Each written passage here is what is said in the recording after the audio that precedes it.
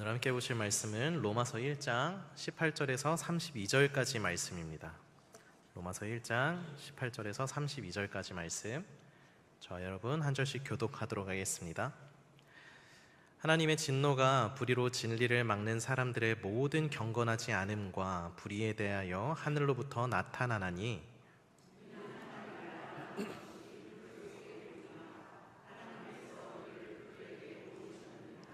창세로부터 그의 보이지 아니하는 것들 곧 그의 영원하신 능력과 신성이 그가 만드신 만물에 분명히 보여 알려졌나니 그러므로 그들이 핑계대지 못할지니라.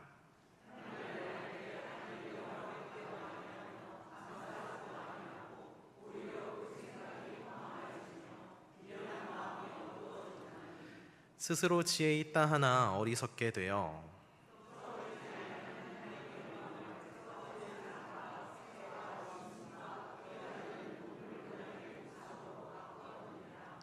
그러므로 하나님께서 그들을 마음의 정욕대로 더러움에 내버려 두사 그들의 몸을 서로 욕되게 하게 하셨으니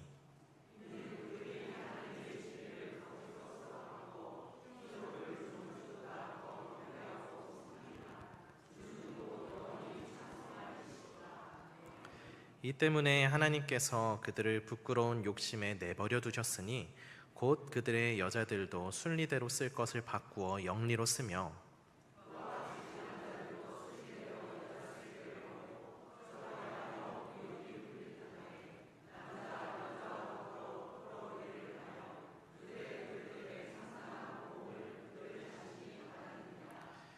또한 그들이 마음에 하나님 두기를 싫어하매 하나님께서 그들을 그 상실한 마음대로 내버려 두사 합당하지 못한 일을 하게 하셨으니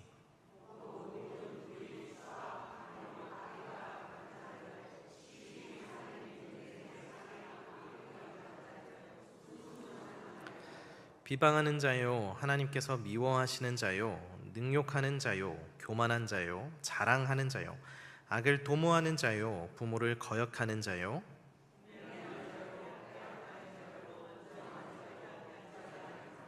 함께 읽습니다. 그들이 이같이 일을 행하는 자는 사형에 해당한다고 하나님께서 정하심을 알고도 자기들이 행할 뿐 아니라 또한 그런 일을 행하는지를 옳다 하느니라. 로마서 1장에서 바울은요 하나님의 의에 대해서 이야기를 했습니다. 지난주에 우리 이희문 목사님께서 믿음으로 믿음에 라는 제목으로 했었던 설교 내용 다들 기억하시죠? 아시죠? 아멘. 네, 복음에는 하나님의 의가 나타나서 믿음으로 믿음에 이르게 한다라는 내용이었습니다.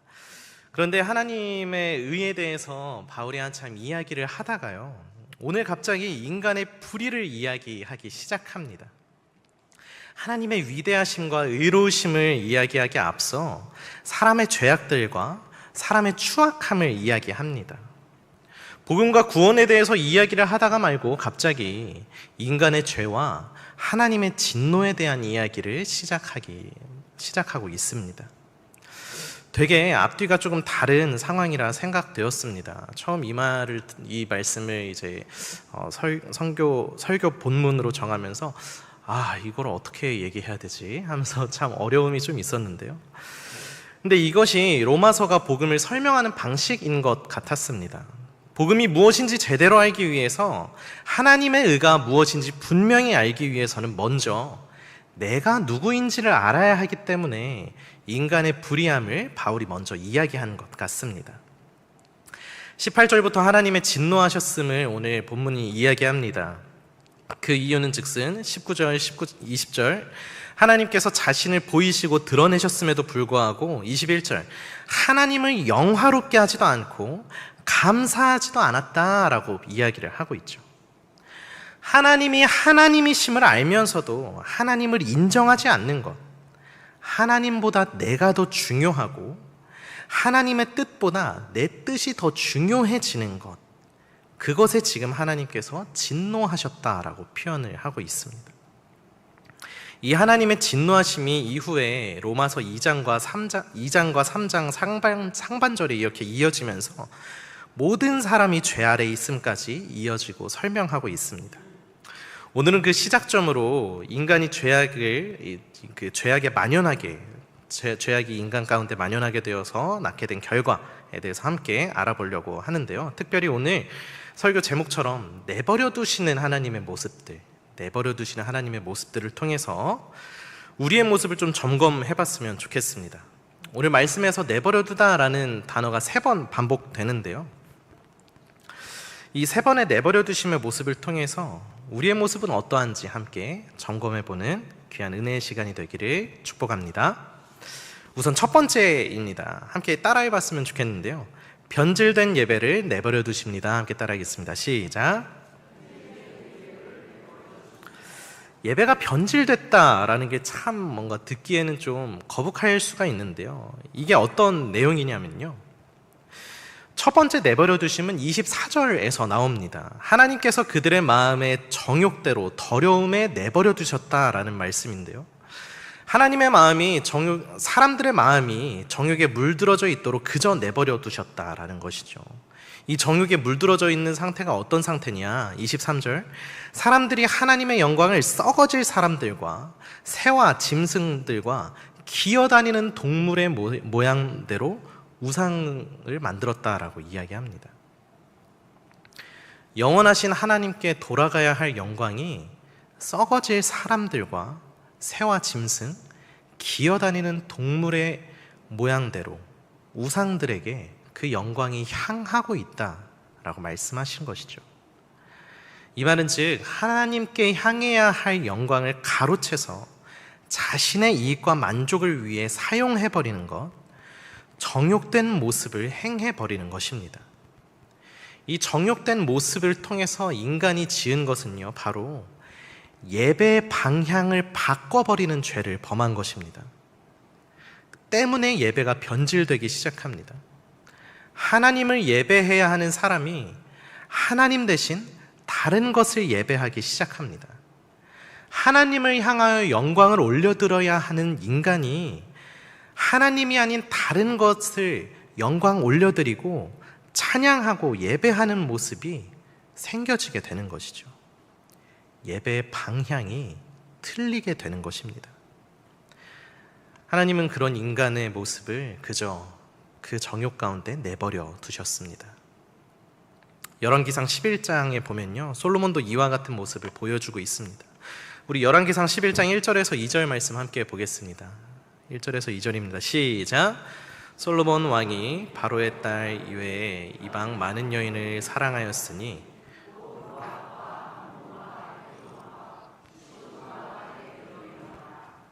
여호와께서 이스라엘 자손에게 말씀하시기를 너희는 그들과 서로 통혼하지 말며 그들도 너희와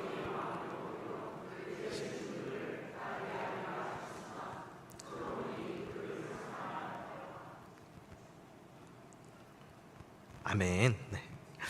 솔로몬은 지금 아버지 다윗이 읽어놓은 이스라엘의 번영을 마음껏 누리고 있습니다. 그런데 그때 솔로몬은 이방의 많은 여인들을 사랑한다라고 얘기합니다.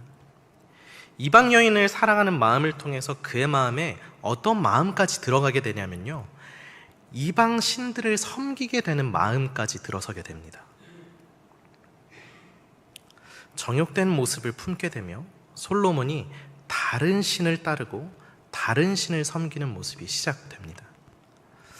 아마 처음부터 솔로몬 마음엔 이런 마음이 생겨지진 않았을 겁니다. 하나님께 지혜를 구하면서 하나님과 함께 하기를 원했던 솔로몬.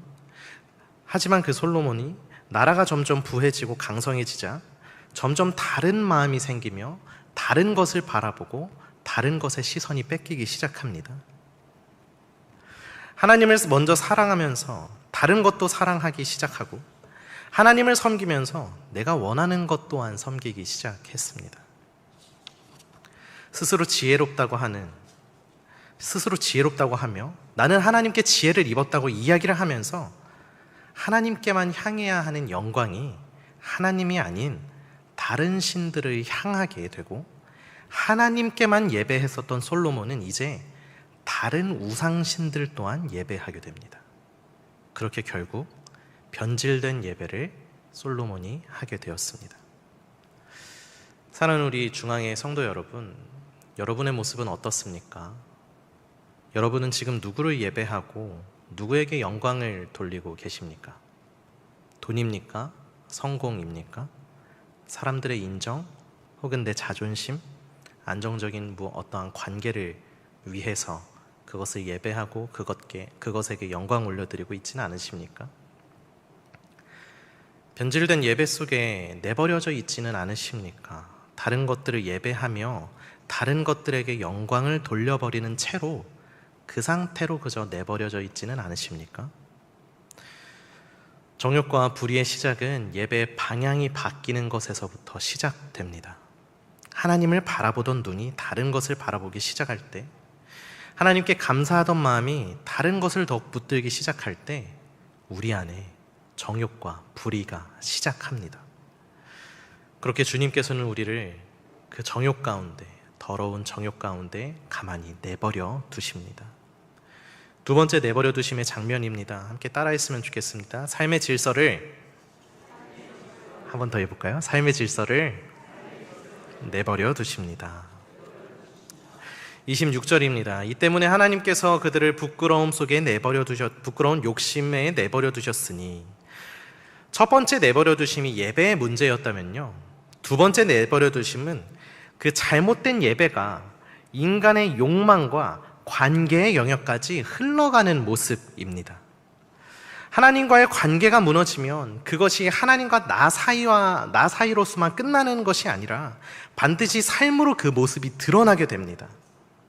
이는 여자와 남자라고 할 것 없이 자신의 음욕을 채우기 위해서 순리대로 쓸 것을 영리로 바꿔 부끄러운 일을 행하게 된다고 성경이 기록합니다. 성경에서는 이를 부끄러운 욕심이라고 설명합니다.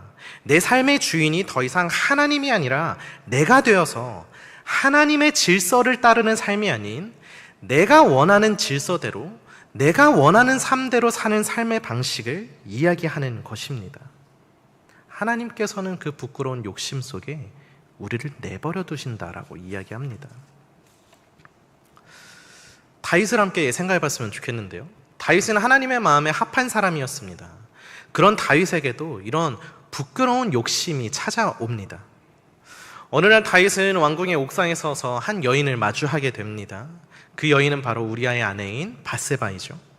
목욕을 하고 있는 밧세바를 다윗은 계속 지켜보고 바라봅니다. 그 바라보면서 멈추지 않고 궁으로 데리고 옵니다. 그 궁으로 데리고 오는 장면에 멈추지 않고 하나님께서 하지 말라 말씀하신 내 이웃의 아내를 범하게 됩니다. 이스라엘은 지금 전쟁 중이었습니다. 우리아는 지금 나와서 싸우고 있고 전쟁을 하고 있었습니다. 사실 다윗도 예전 같았으면은 전쟁에 선봉에 나서서 너는 칼과 창과 단창으로 나오냐? 나는 만군의 이름 여호와의 이름으로 나간다 하면서 선봉장에 서서 전쟁을 진두지휘하고 이끌었어야 됐었을 겁니다. 하지만 이제 다윗은요, 병사들만 보내고 궁궐에 남아서 부끄러운 욕심을 보이며 하나님의 질서를 거스르며 이웃의 아내를 탐하고 있습니다. 심지어 자신의 거짓이 들통날까봐 밧세바의 남편이자 자신의 충직한 부하 우리아를 죽이는 일까지 서슴없이 벌이게 됩니다. 부끄러운 욕심은 처음에 그저 바라보게 하고 그 다음에는 그게 생각나게 합니다. 그리고 합리화하고 결국 행동까지 하게 만듭니다. 그리고 그것을 넘어서 그 욕망을 위해 다른 사람까지 희생시켜 버립니다. 예배의 방향이 틀어진 인간은 삶의 질서가 망가진 줄도 모른 채 그저 자신의 욕망을 위해 죄를 서슴없이 행하기 시작합니다. 내 안의 주인이 하나님이 아니라 내가 돼버렸기 때문에 이런 일이 발생합니다. 여러분들의 삶은 어떻습니까? 여러분들의 삶의 주인은 지금 누구이십니까? 하나님이십니까? 아니면 부끄러운 욕심과 욕망을 섬기고 계십니까? 하나님보다 욕망이 더 크게 자리 잡혀 있지는 않으십니까? 하나님의 질서대로 삶을 살아가고 계십니까? 아니면 부끄러운 욕심 속에 사로잡혀 영리의 삶을 살아가고 계십니까? 욕망은 우리에게 이 정도는 괜찮다고 말하기 시작합니다. 다들 이렇게 살아가잖아. 이 정도는 누구나 하는 거야. 너가 행복하면 됐지. 너의 욕망을 채우면 됐지. 너의 그런 뭔가 이루고자 하는 욕심을 채우기만 하면 된 거야. 그거면 됐지. 라고 이야기를 합니다. 하지만 그 유혹에 넘어가 내 삶을 하나님이 이끄시는 질서대로 살아가는 게 아닌 내 욕망이 이끄는 대로 살아가다 보면 결국 우리는 하나님께서 그 욕망 가운데 우리를 내버려 두시는 상황을 마주하게 되는 것입니다. 그리고 세 번째 내버려 두심의 장면 함께 보겠습니다. 함께 따라해 보면 좋겠습니다. 분별하는 마음을 내버려 두십니다. 감사합니다. 첫 번째는 예배가 무너졌습니다. 두 번째는 욕망으로 인해 삶의 질서가 무너졌고요. 세 번째는 생각과 분열의 능력 자체가 무너지기 시작합니다. 28절입니다. 또한 그들이 마음에 하나님 두기를 싫어하며 하나님께서 그들을 그 상실한 마음대로 내버려 두사 합당하지 못한 일을 하게 하셨다라고 성경은 기록합니다. 상한 마음에 내버려 두사 합당하지 못한 일을 하게 내버려 두셨다. 그리고 그 이후에 합당하지 못한 일들을 쭉 나열합니다. 불의, 추악, 탐욕, 악의, 시기, 살인, 분쟁, 악독, 수군거리는 것, 비방하는 것, 하나님께 미워하는 자, 능욕하는 자, 교만한 자, 자랑하는 자, 악을 도모하는 자, 부모를 거역하는 자, 우매한 자, 배약하는 자, 무정하는 자, 무자비한 자, 이 모든 것들이 합당하지 못한 일들이라고 설명합니다. 근데요, 여러분, 이 단어들이 우리가 이 단어들을 마주했을 때 좀 낯설게 느껴지시나요? 이 단어가 나와 되게 먼 단어라고 느껴지시고 되게 먼 상황이다, 나는 이것과 전혀 관련 없는 사람이다 라고 생각되어지십니까?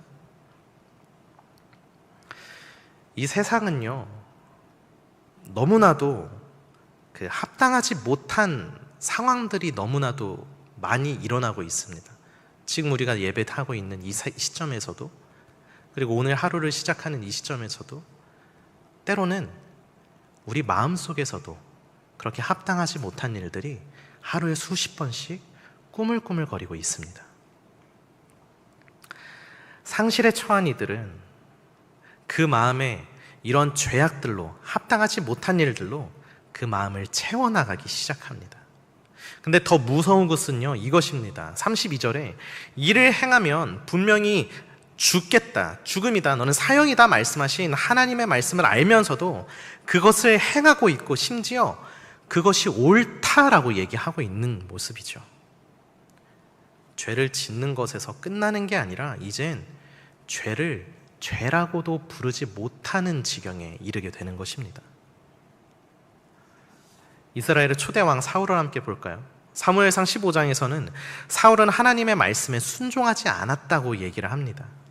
사울은 아말렉을 치러 들어갑니다. 아말렉과 전쟁하기 위해 들어가는데요, 하나님께서는 거기에 있는 모든 것을 진멸하라고 말씀하셨습니다. 그런데 사울은 아말렉과 전투를 해서 이긴 후에 가치 없고 하찮은 것들만 모아서 진멸하고 좋아 보이고 유익해 보이는 것들은 갖고선 나옵니다. 그리고 하나님이 사무엘을 보내셔서 왜 그랬는지 사울과 이야기를 하시는데 이 장면이 참 기가 막힙니다. 사무엘이 왕이시여, 하나님이 분명히 진멸하라고 말하지 않으셨습니까? 왜 진멸하지 않으셨습니까? 지금 내 귀에 들리는 양 울음소리는 어쩐 일이십니까? 라고 사울에게 이야기를 하자 사울이 이렇게 얘기합니다. 아니, 백성들이 당신의 하나님 여호와께 제사 좀 드리자고, 좋은 것들 좀 남겨놓자고 해가지고 내가 남겨놨습니다. 내가 다 죽이고 싶었는데 당신의 하나님 여호와께 제사도 드리고 예물도 드려야 되지 않겠습니까? 좋은 게 좋은 거 아니겠어요? 그래서 남겨놨어요 라고 변명을 하고 있는 겁니다. 사울은 백성이 그래서 어쩔 수 없었다, 좋은 것들은 하나님께 제사 드리면 되는 거 아니냐라고 말하고 있습니다. 사울은 지금 자신의 불순종을 정당화하기 시작했다는 것이죠. 죄가 무서운 이유가 무엇입니까? 죄를 반복하다 보면 어느 순간부터는 죄를 죄라고 생각하지도 않게 됩니다. 처음에는 마음이 불편하죠. 약간의 양심의 가책이 느껴지죠. 하지만 반복하다 보면 익숙해지면 괜찮아지면 오히려 다른 사람들을 그 죄 가운데, 불의함 가운데 빠뜨리도록 초대하고 유혹합니다. 그러면서 결국 하나님께서 죄라고 말씀하시는 것까지도 이건 죄가 아니야, 남들 다 하고 있잖아, 이거 사실 옳은 거야 라고 이야기합니다. 하나님을 떠난 사람들은, 불의로 향하는 사람들은 합당하지 않은 것을 계속 마음속에 채워 넣게 됩니다. 그러면서 그 안에 있었던 선하고 공의로운 분별력을 잃게 되고 죄가 익숙해져서 불의함 속에 살아가게 됩니다. 그렇게 하나님은 우리를 그 상한 마음대로, 그 상태 그대로 내버려 두십니다. 이렇게 우리는 총 3가지 상황의 내버려 두심의 장면을 마주했습니다. 그렇다면 하나님께서는 우리를 그저 이 모습 그대로 내버려 두시기만 하실까요? 예배를 잃은 모습으로, 질서를 잃은 모습으로, 분별을 상실한 모습으로 내버려 두시기만 하실까요? 로마서의 흐름을 보면 그렇지 않습니다. 로마서 1장에서 바울은 하나님을 거부한 이방인들의 죄를 쭉 나열합니다. 그런데 2장으로 넘어가면 유대인들을 향해서도 같은 말을 합니다. 너희도 다르지 않아. 교회 다니는 너희들, 예수 믿는다는 너희들, 율법을 지키며 신실하게 행했다고 하는 너희도 다르지 않아. 그러면서 3장 상반절, 모든 사람이 죄 아래 있다라고 바울이 선언합니다. 누구도 하나님 앞에서 자기의 의를, 자기가 의롭다고 주장할 수 없다라고 이야기를 합니다. 그리고 바로 그 자리에서 복음이 시작됩니다. 모든 사람이 죄인이라는 사실이 복음의 끝이 아니라 복음의 출발점이 되는 시작점입니다. 이게 오늘의 메시지입니다. 오늘 본문에서 내버려두다라는 말의 헬라어는 파라디도미라고 얘기를 하는데요. 파라디도미라는 헬라어는 넘겨주다, 내어주다, 건네주다라는 뜻으로 로마서 1장에는 이 단어가 3번이나 반복되어서 나옵니다. 하나님께서 사람을 그들의 욕망과 죄, 불의 가운데 넘겨주다, 내버려주다, 건네주다 라고 이야기를 하는 겁니다. 그런데 놀랍게도 바울은 로마서 8장에 가서 같은 단어를 똑같이 사용합니다. 그것은 바로 로마서 8장 32절 말씀입니다. 우리 함께 읽어보겠습니다. 8장 32절입니다. 시작.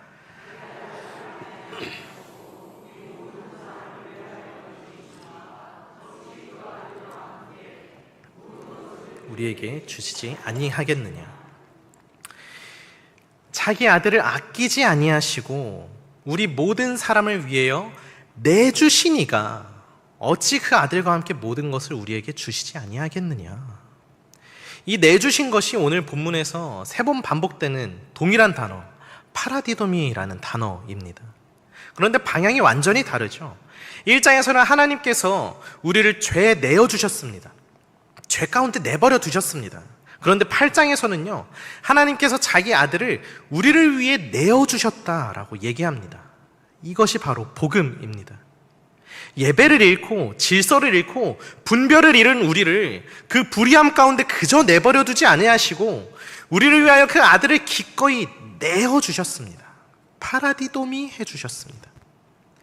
하나님께서는 우리를 그저 불의함 가운데 내버려 두셨습니다. 여기서 내버려 두셨다는 것은 그냥 포기하셨다는 게 아닙니다. 나를 떠난 너희가 어떻게 되는지 너희가 직접 경험해 봤으면 좋겠어. 나 없는 너희가 정말 의로워질 수 있을까? 근데 경험해 보니까 어때? 해보니까 너의 방향이 흔들리고 질서가 흔들리고 분별이 더 어려워지지는 않았니? 해보니까 어떠니? 너희가 그저 너희의 원함대로 살아갔을 때 너희가 의로워질 수 있고 너희가 거룩해질 수 있었음을 경험해 봤니? 나 떠난 너희들의 모습은 어땠니? 내가 내버려둔 너희들의 모습은 어땠니? 그걸 이제 알았다면 이제 내가 너희들에게 갈게.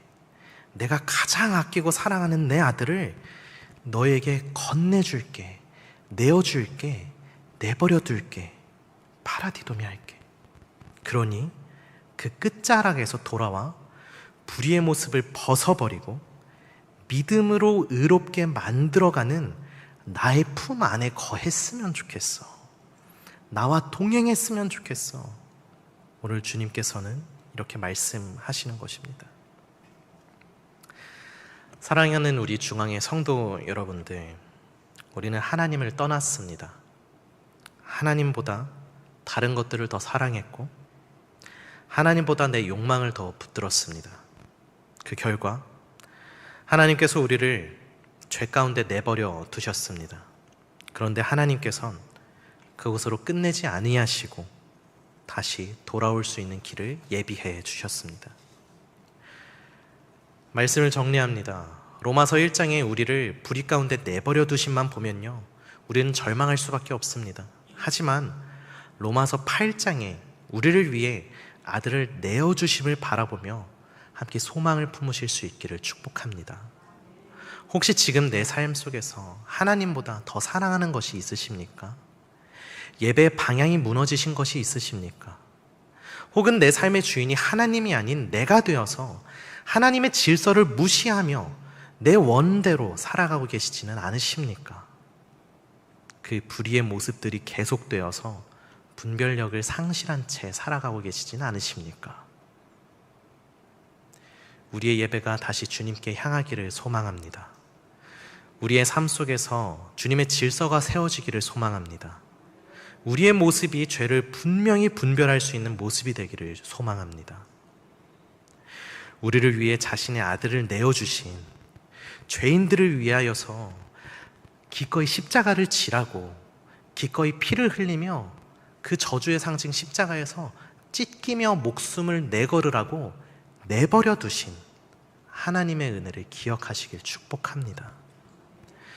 그러니 날마다 주님의 은혜 가운데 나아가며 그 십자가를 바라보며 내버려 두심으로 끝내지 않으시는 하나님의 은혜를 바라보시기를 축복합니다.